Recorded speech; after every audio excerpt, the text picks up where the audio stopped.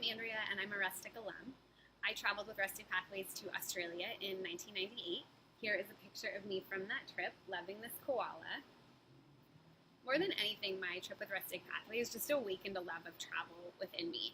Since then, I've been to somewhere around 50 countries. And based on my experience traveling with Rustic, I knew going into college that I wanted to study abroad. So I spent my junior year in Chile.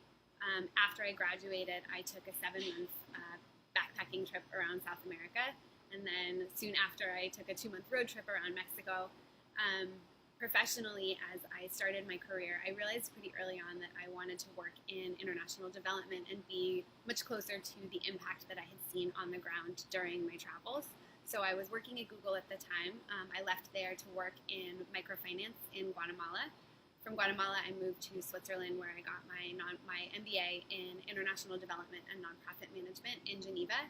And then I worked with a series of organizations around the world, at one point working with an international education organization that brought me to India, Kenya, and then actually back to Chile for a brief period of time. And then in late 2016, I joined the Rustic Pathways team to lead our philanthropic initiatives through the Rustic Pathways Foundation.